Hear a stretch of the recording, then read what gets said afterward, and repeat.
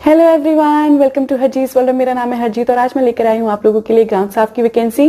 Air India में ground staff की vacancy open है। आज मैं उसकी डिटेल्स देने वाली हूँ। मैं आपको बताऊंगी उनका एलिजिबिलिटी क्राइटेरिया और आप कैसे अप्लाई कर सकते हैं इस जॉब के लिए। वीडियो स्टार्ट करने से पहले मैं आप लोग को बताना चाहती हूँ कि मैं खुद एक कैबिन क्रू रह चुकी हूँ। मैंने ऑलमोस्ट 8 ईयर्स फ्लाई किया है, 4 ईयर्स डोमेस्टिक और 4 ईयर्स इंटरनेशनल में। अगर आप मेरे चैनल पर पहली बार आए हैं तो लाइक, शेयर और सब्सक्राइब करना ना भूलें और बेल आइकन जरूर दबाएं ताकि आपको मेरी नेक्स्ट वीडियो का नोटिफिकेशन मिल जाए। आप मुझे इंस्टाग्राम पर भी फॉलो कर सकते हैं। मेरी आईडी है हरजीत ड्रीम्स। तो चलिए स्टार्ट करते हैं वीडियो के साथ। तो ये वैकेंसी ओपन हुई है एयर इंडिया सैट्स के लिए और पोजीशन है कस्टमर सर्विस जूनियर असिस्टेंट की। तो ये वैकेंसी ओपन हुई है कस्टमर सर्विस जूनियर असिस्टेंट के लिए और उन्होंने बहुत अच्छे से मेंशन किया है उनका जॉब प्रोफाइल एंड रिस्पॉन्सिबिलिटीज। तो आप जरूर पढ़कर जाएं, उसमें जो भी लिखा है वो एक बार एक ग्लांस मार के जाएं, कि रीड करके जाएं। हो सकता है वो आपसे ये सब इसके बारे में कुछ सवाल पूछ लें। वैसे अगर आप फ्रेशर हैं तो वो नहीं पूछेंगे, बट वो पूछ सकते हैं, इसलिए मैं आपको बताना चाहती हूँ कि आप एक बार पढ़ के चले जाएं। तो जब आप ये पढ़ेंगे, जब आप इनके जॉब प्रोफाइल पढ़ेंगे और रिस्पॉन्सिबिलिटीज पढ़ेंगे तो हो सकता है कि आपको कुछ वर्ड समझ ना आए। तो वो बहुत ही नॉर्मल है। अगर नहीं समझ में आता है तो आपको टेंशन लेने की जरूरत नहीं है, क्योंकि आप फ्रेशर हैं तो आपको वो समझ सकते हैं कि आपको ये सब नहीं पता होगा। अगर आप इस जॉब प्रोफाइल या रिस्पॉन्सिबिलिटीज में से कुछ बता पाए तो उन्हें लगेगा कि आपने पढ़ा है, एटलीस्ट आपने एफर्ट लिया है कि आपने रीड करने का और आपने कोशिश की पढ़ने की और बताने की। तो उन्हें और अच्छा लगेगा और आपके जॉब मिलने के चांसेस और बढ़ जाएंगे। तो चलिए मैं थोड़ी सी आप लोगों की हेल्प कर देती हूँ इससे रिलेटेड कि ये जॉब प्रोफाइल है क्या। इस जॉब प्रोफाइल में आपको क्या करना होगा। तो चलिए आपको मैं एग्जांपल के साथ बताती हूँ कि आपका काम क्या होगा। एक पैसेंजर आता है जिसे जाना है दिल्ली टू बैंगलोर।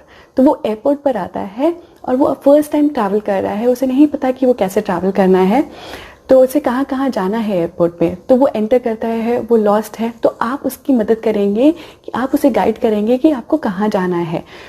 जैसे कि उसे चेक इन कराना है बैगेज, तो आप उसे असिस्ट करेंगे। और फिर एक सिक्योरिटी टैग होता है, जो सिक्योरिटी के टाइम पर एक टैग लगाना चाहता है, तो वो आप उसे टैग देंगे। अगर उसके पास नहीं है तो आप उसे गाइड करेंगे।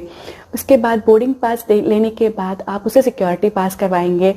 तो ऐसे ही, और फिर सिक्योरिटी के बाद आप उसे एयरक्राफ्ट तक लेके जाएंगे।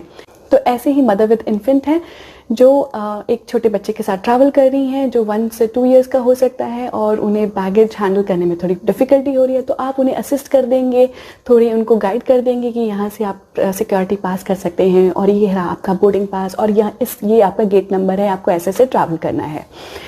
तो आप थोड़ी सी इंफॉर्मेशन उनको प्रोवाइड कर सकते हैं या फिर उनके साथ जाकर आप उनकी हेल्प कर सकते हैं। ऐसे ही और भी बहुत सारे काम होंगे एयरपोर्ट पर जो आपको करने होंगे। तो वीआईपी कस्टमर्स होते हैं, तो ऐसे ही बहुत सारे कस्टमर्स होंगे जिनको आप असिस्ट करेंगे। तो मैं एक और बात बताना चाहती हूँ, ये सारे काम आप अकेले नहीं करेंगे। मतलब आपका डिफरेंट शिफ्ट हो सकता है, या आज आपका ड्यूटी यहाँ पर है, कल आपकी ड्यूटी कहीं और हो सकती है। मींस वीकली ड्यूटी चेंज हो सकती है या मंथली ड्यूटी चेंज हो सकती है। तो कभी आप ग्राउंड स्टाफ मतलब आप आगे असिस्ट कर रहे हैं, चेक इन के टाइम पे असिस्ट कर रहे हैं, कभी आप बैगेज के लिए असिस्ट कर रहे होंगे, या फिर आप उनको सिक्योरिटी पे असिस्ट कर रहे होंगे, या फिर आप उनको बोर्डिंग गेट तक असिस्ट कर रहे होंगे। तो डिस्क्रिप्शन दिया है वो एक साथ दे दिया है, लेकिन आपको अलग अलग जगह पे काम करना हो सकता है। और एक और इम्पॉर्टेंट बात मैं बताना चाहती हूँ आपको यहाँ पर कि आपको शिफ्ट में काम करना होगा। जैसे कि आपको पता ही होगा कि एयरपोर्ट में 24/7 काम होता है, तो वहां पर कोई संडे या कोई सैटरडे नहीं होता है। हो सकता है कि आपको नाइट शिफ्ट्स भी करनी पड़े। तो ये था एक ब्रीफ इंट्रोडक्शन कि आपको वहां पे काम क्या करना पड़ेगा। तो चलिए अब मैं आपको एलिजिबिलिटी क्राइटेरिया या उनकी मिनिमम रिक्वायरमेंट्स बता देती हूँ। तो मिनिमम एजुकेशन क्वालिफिकेशन चाहिए 12th पास। Age requirement, you should not be more than 35 years. आप में से बहुत से लोग पूछते हैं कि freshers can apply. Yes, freshers can apply for this job. Next उन्होंने मेंशन किया है रेलेवेंट एक्सपीरियंस। अगर आपके पास कुछ एक्सपीरियंस है तो आप वो मेंशन जरूर करें।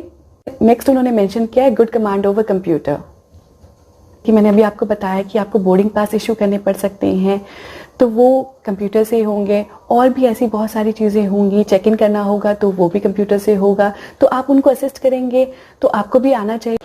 अब मैं आप लोगों को ये बताना चाहती हूँ कि आप में से बहुत से लोग ये सोच रहे होंगे कि जो अभी आपको मैंने जॉब प्रोफाइल बताया है वो तो मुझे नहीं आता, वो मैं कैसे करूँगी या मैं कैसे करूँगा। तो मैं अब आपको ये बताना चाहती हूँ कि इन सब चीज़ों के लिए आपको ट्रेनिंग दी जाएगी, आपको बताया जाएगा, एक एक चीज़ एक्सप्लेन की जाएगी, उसके बाद ही आपको फ्लोर पर भेजा जाएगा। काम करने के लिए तभी भेजा जाएगा जब आप ये सब सीख जाएंगे। तो ये पोजीशन है दिल्ली लोकेशन के लिए। तो आप अगर दिल्ली में रहते हैं तो बहुत अच्छी बात है, और अगर आप दिल्ली में नहीं रहते हैं तो आपको रीलोकेट होना होगा दिल्ली। मैं अभी एक और इम्पॉर्टेंट इन्फॉर्मेशन आपको देना चाहती हूँ कि उन्होंने बहुत ही क्लियरली मेंशन किया है कि अगर आपका फॉर्म इनकम्प्लीट है, मीन्स आपने उनको आधी इन्फॉर्मेशन प्रोवाइड की है, तो आपका फॉर्म एक्सेप्ट नहीं होगा। तो प्लीज़ जब आप फॉर्म भरेंगे या आपको उनको मेल करेंगे तो अच्छे से करें, सारी इन्फॉर्मेशन उनको प्रोवाइड करें। तो एक और इम्पॉर्टेंट नोट है कि पासपोर्ट इशूड ऑन और आफ्टर 2018 और police clearance certificate from SP और पुलिस कमिश्नर। तो इसका मतलब यह है कि अगर आपके पास पासपोर्ट है तो आपके पास पासपोर्ट 2018 से पहले का है तो आपको एक पुलिस क्लियरेंस सर्टिफिकेट भी चाहिए होगा, जो आपको एसपी या पुलिस कमिश्नर से लेना होगा। तो चलिए अब मैं आपको बता देती हूँ कि आपको अप्लाई कैसे करना है। आपको अपना CV सेंड करना है उनकी ईमेल एड्रेस पर, जो कि है careers@aisats.in। आप अपने CV के साथ पासपोर्ट साइज फोटोग्राफ भेजना ना भूलें। इस वैकेंसी की लास्ट डेट है 30 नवंबर। और अगर आप वॉक इन इंटरव्यू देना चाहते हैं तो उनका वॉक इन इंटरव्यू हो रहा है 16 और 17 नवंबर को। इंपॉर्टेंट बात बताना चाहती हूँ आप लोगों को कि जब आप उन्हें ईमेल सेंड करेंगे तो ध्यान में रखें कि आप सब्जेक्ट में उनको जॉब कोड मेंशन कर दें, अपना नाम, और या फिर अगर आपके पास एक्सपीरियंस है तो वो हाईलाइट कर वो भी डाल सकते हैं, या फिर आपने कोई सर्टिफिकेट लिया है एविएशन में या कहीं और, जो भी आपके हाईएस्ट सर्टिफिकेट हो वो आप उसमें मेंशन कर सकते हैं। अब वो ज़्यादा स्पेस नहीं होता है, इसलिए आप मेक श्योर कि आप ध्यान में रखें कि आपको क्या इंपॉर्टेंट लगता है, आप वो सब्जेक्ट में डाल सकते हैं ताकि वो इजीली उनको दिख जाए। ऐसे ही वीडियोस के लिए मेरा चैनल सब्सक्राइब करना ना भूलें। Thank you, bye.